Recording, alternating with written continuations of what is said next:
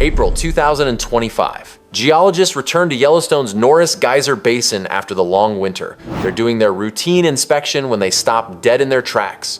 Where yesterday there was solid ground, today there's a gaping hole 13 feet wide, filled with milky blue water that shouldn't be there. Rocks are scattered everywhere. Gray mud coats the landscape, and nobody heard a thing.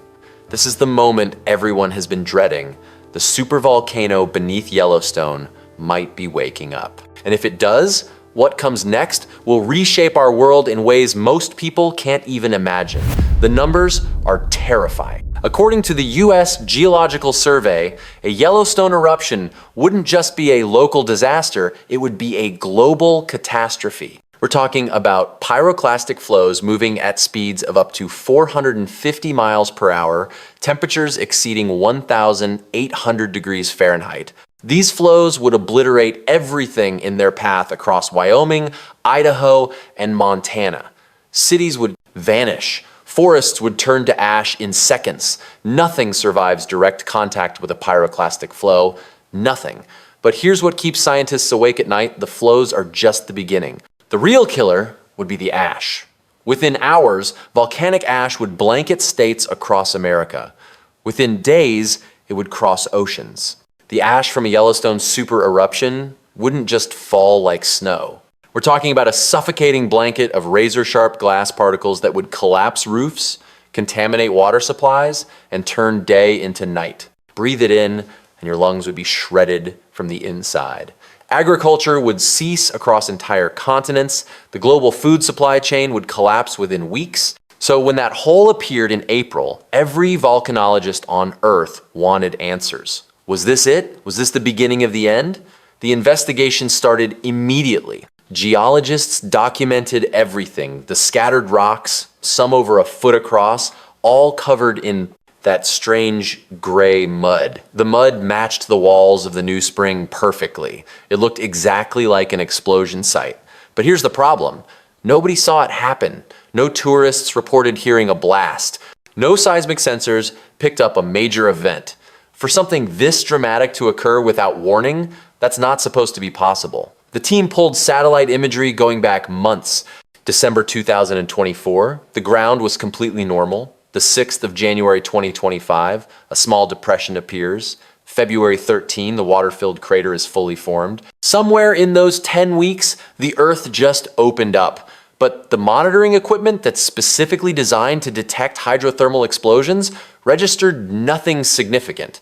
No massive pressure release, no major ground deformation, no thermal spike. Scientists were looking at a mystery that defied their understanding of how these systems work until they figured out what actually happened. And when they did, it changed everything. We thought we knew about Yellowstone's behavior. The hole didn't form from one catastrophic explosion. It was something far more insidious, a series of small, stealthy bursts over weeks. Each one too small to trigger the sensors, each one throwing out rocks and mud gradually. The ground was being excavated from below in slow motion, building up to this crater filled with silica-rich water. When they finally understood the mechanism, the relief was palpable. This wasn't the supervolcano stirring. This was just Yellowstone being Yellowstone, dramatic, dangerous, but manageable. But let's not pretend Yellowstone isn't a loaded gun. Because underneath that pristine national park landscape, beneath the geysers and hot springs that tourists photograph every day, there's something monstrous waiting, a supervolcano. And understanding what that really means is crucial. Supervolcanoes aren't like regular volcanoes. There's no mountain, no cone you can point to and say, that's it. Instead, they're the scars left by magma chambers so enormous that when they erupt, the ground collapses inward, creating calderas, volcanic craters that can span dozens of miles. Yellowstone's caldera is 34 miles wide. That's not a volcano. That's a wound in the Earth's crust. The definition of a super eruption is any volcanic event that ejects more than 240 cubic miles of material. To put that in perspective, Mount St. Helens ejected 0.25 cubic miles when it erupted in 1980, and that was considered catastrophic. We're talking about eruptions 1,000 times larger. 4 super eruptions could fill the entire Grand Canyon from rim to rim. That's the scale we're dealing with. Here's how a supervolcano forms. Deep beneath the surface, massive amounts of magma rise from the Earth's mantle. But unlike regular volcanoes, where magma finds a path up and out with supervolcanoes, the magma can't break through. Instead, it pools just a few miles beneath the surface, creating a pressurized chamber of molten rock. More magma keeps rising. The pressure keeps building, the chamber keeps expanding. It's not a question of if it will erupt, it's a question of when the crust can no longer contain it. In 2015, researchers at the University of Utah completed a seismic imaging study of Yellowstone that shocked the scientific community. They'd already known about the main magma chamber. It sits about 3 to 9 miles below the surface. But their new imaging revealed a second chamber beneath the first one, extending down to 28 miles deep. When they calculated the combined volume, the numbers were staggering. Together, these two reservoirs contain enough molten rock to fill the Grand Canyon 11 times over. All that magma is pressing upward against the ground above. That's why Yellowstone's surface rises about an inch or two every single year. It's breathing. The ground literally rises and falls as pressure changes in the system below. For context, Yellowstone has a volcanic explosivity index, rating of 8, the highest level. Only a handful of eruptions in Earth's history have reached this classification, and Yellowstone is still active. Which brings us to the earthquakes. In March 2023 alone, Yellowstone experienced 354 earthquakes. Most were minor tremors you'd need instruments to detect, but the largest reached magnitude 3.7. It was part of a swarm, 106 earthquakes clustered together in a short period. Earthquake swarms at Yellowstone aren't unusual, but each one raises the same question.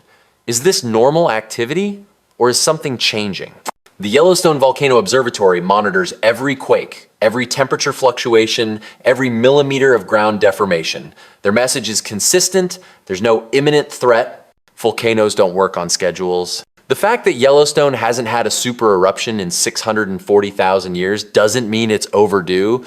That's not how volcanic systems operate. But they're watching, always watching, because Yellowstone's history is written in stone, literally. The supervolcano sits on a hot spot, a plume of superheated magma rising from deep within Earth's mantle. This hotspot has been active for 17 million years. But here's the thing, the hotspot doesn't move. The North American tectonic plate moves over it, like a sheet of metal sliding over a blowtorch. This movement has created a trail of ancient volcanic features stretching over 450 miles along the Snake River Plain. Each one marks where the hotspot was millions of years ago. Yellowstone is just the current position. In the last 2.1 million years, Yellowstone has produced 3 super eruptions. 3 events so massive they literally reshaped the geography of North America. The first occurred 2.1 million years ago and ejected 588 cubic miles of material. The second happened 1.3 million years ago with 67 cubic miles. The most recent was 640,000 years ago, the Lava Creek eruption, which expelled 240 cubic miles and created the caldera we see today. These eruptions followed the same devastating pattern. Pyroclastic flows raced outward at hundreds of miles per hour, temperatures hot enough to vaporize anything organic. The flows piled debris hundreds of feet thick across the landscape. When the eruptions finally ended and the magma chambers emptied, the ground above collapsed, creating the massive calderas. But even after those cataclysmic events, Yellowstone wasn't finished. Between 180,000 and 70,000 years ago, enormous lava flows poured out across the caldera floor. These weren't explosive eruptions, they were effusive, with lava flowing like thick, slow-moving rivers of molten rock. Some of these flows exceeded 144 cubic miles in volume. The West Yellowstone flow erupted around 110,000 years ago.